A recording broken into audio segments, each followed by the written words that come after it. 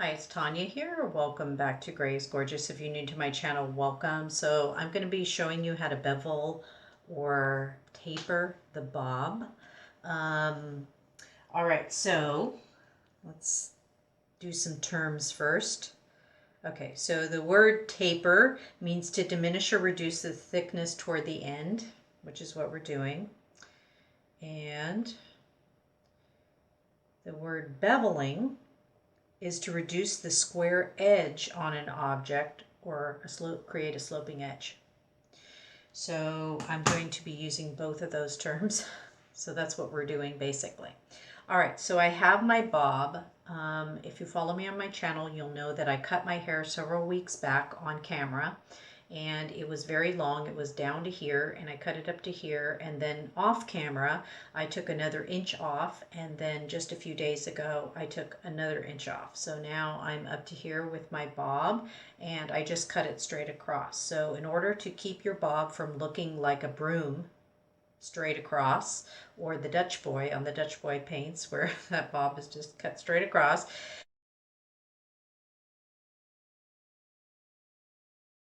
to get your bob to cup like this, to curl and cup, and then you're going to have to taper the ends. So I told you on that video I would show you on that video, or there was another video.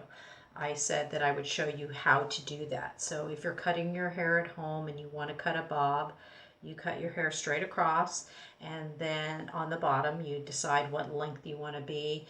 I would start putting it up in clips like this and separating layers. You don't want to ever just have your hair just hanging and just cut it straight.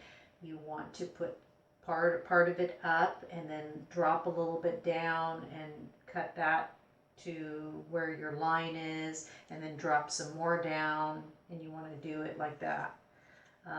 So as you can see here in the back, I just cut this straight across. Now I've already started doing some beveling, but I want to show you the difference between a beveled or tapered edge versus just straight. So back here, see here, this section here, this is just straight across. Do you see how that is laying in comparison to the side here?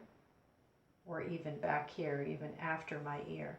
See this section right here? See how that is cupping? It's kind of curling under and it's lighter in here. That's because I have started tapering this area here. So it's laying a lot different than this hair back here, which is just coming straight as a board off. And so that's what the tapering does. So you're just cutting the ends, and you're not cutting the line, meaning you're not cutting the length. You're cutting a diagonal into the bottom, the ends, but you're not cutting them straight across. You're going up at a diagonal. You've already cut what's called your line. What your line is deciding how long you want your hair. That's what the line is. So once you've decided how long your hair is going to be and you've cut it straight across, you know, but by dropping sections and cutting it slowly, then you go back in and you take these ends, and I'm going to get this hair out of the way here. Then you take this, the ends part, and you go at a diagonal. See how my finger's at a diagonal? That's the bevel part. So see this edge here? That is straight. That was from the cutting it straight across. Now I'm going to go in and I'm going to turn that line into this angle here, and that's how I'm going to bevel the bottom. So I'm going to take that off. So now the squared part is off. It's the same length it was, so it's the same length, but now it's beveled. And do you see how that automatically starts to curl under like that? Do you see how it starts to kind of cup underneath behind my ear? That's the beveling. And then I just take sections vertically and I go around and to all my hairs, and I take it on the bias like that, have my fingers in this angle, and I trim that hair off. So I'm not trimming the length, I'm just adding some layers just on the ends. So again, you see how that falls so much better. So let's take this around. Let me show you what that looks like. See how that kind of cups in there? See how different? Let me separate these two sections for you. I'll put the comb, yeah, there we go. So see how this is lighter and it has more movement, and this section back here kind of comes straight off my head and it goes straight down. See the difference there? So once I bevel this all the way around, this hair will start to curl under. Part of the curl under part is using a round brush, or it depends on how you blow dry your hair. That's part of it, but the cut also has a lot to do with how the hair lays, and tapering it on the ends helps it to lay down and be lighter on the ends, and it gives you more movement. And so if that's the look that you're going for more movement, more of a tapered look rather than a straight across broom look, because that can be very chic too, to have it go straight across. If you have very sharp features and you have a bob that's like cut perfectly on the bottom straight across, that can actually be a very chic look. But I like mine to have a little bit of softness to it. So I'm creating softness by doing this. And again, this is not something I recommend you do at home. I think you should just go to your hairdresser. So what you want to ask for if you go to your hairdresser, and she or he is going to do this a lot different than I'm doing it, okay? What you're going to ask for is you're just going to say, I want a bob haircut with tapered ends so that it doesn't lay straight. They'll know what you mean. Just go in and just cut this angle in here. And it's just like the bottom inch, I would say, of your hair. You don't want to go too far up the top. See, I've already done a lot of this already. I don't want to go too far into the body of the hair. So I'm going to work my way around here.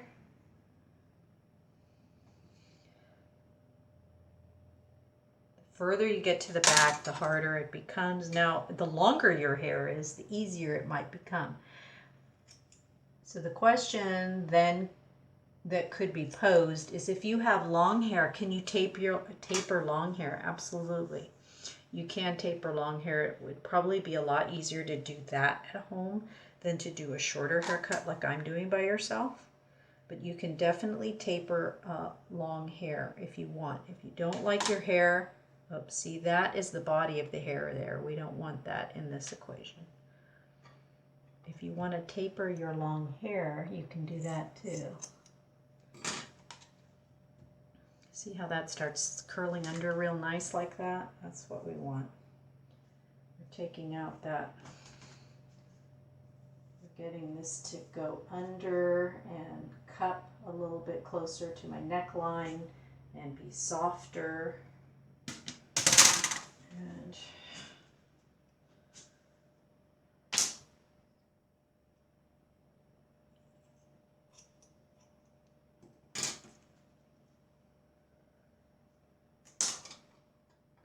all right, so that's essentially how you do it, and you just work your way around, taking vertical sections here, here, here, all the way around the back of your head till you get to the other side. And then you drop the top layer, and you work that top layer as well. So now I'm going to drop that top layer down, and as you can see, it's starting to take shape back here. Now this top layer already has layers in it. I'm just going to make them behave a little bit better. See how they're uneven? See that? You're cutting the squareness out of it.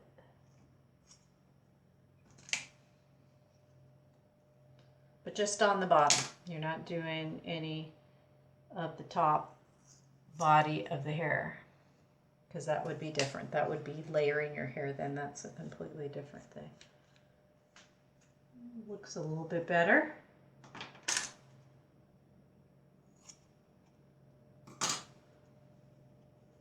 little bit lighter, not so heavy.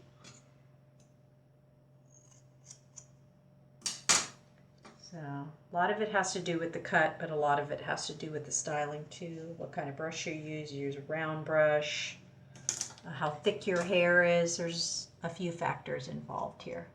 So, all right, so I think for my purposes here, I was able to show you how to do that, how to taper your bob. See how nice that is? It's so much lighter down here. It's not straight across. So there's a little bit more weight back here. I can feel it. So I'm going to be working on that. But for now, I think that's good to demonstrate to you how you taper a bob.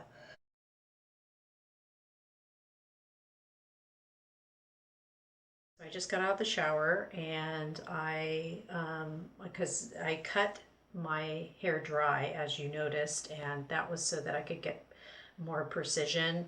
If I cut it wet, I don't really see exactly what I'm doing. So I cut it dry, but that means that you get all scratchy and itchy in the back and you have to take a shower. So I didn't realize, but it did, tapering it did actually bring it up about 1/2 inch or 3/4 of an inch. So that's okay. It's a little bit shorter than when I started. It's more of a chin length bob now, but that's fine. And I'm going to go ahead and show you how it turned out.